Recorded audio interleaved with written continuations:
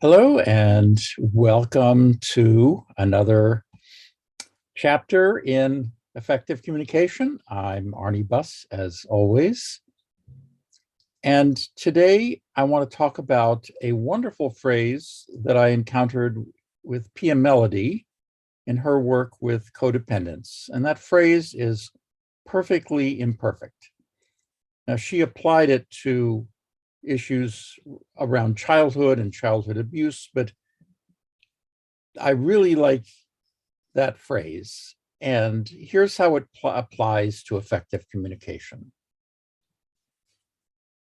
When I was first learning about tracking and how to be a better listener, I was also learning about all of the different rules, like not mixing pronouns and all of the different ways in which we track effectively. And what I found was that a lot of times, in order to get the words just exactly right and not mix pronouns, that I'd find myself tongue-tied. And that's where imperfectly perfect comes in, because once I realized that the most important thing wasn't that it be done perfectly, but that I listened from my aware, loving heart and gave listening, tracking responses as best I could in that moment, but always with that aware, loving heart, then it would be effective, even if I didn't do it perfectly.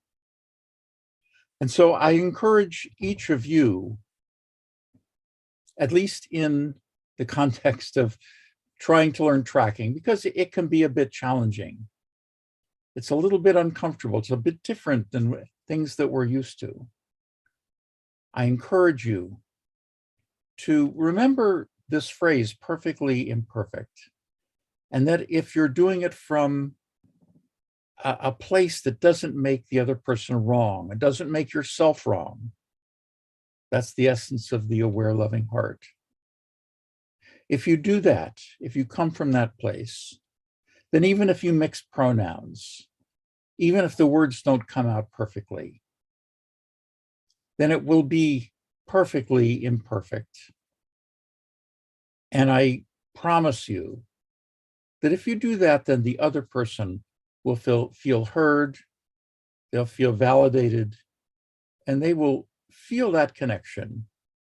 And more likely than not, they will move to their aware, loving heart. So, my dear friends, be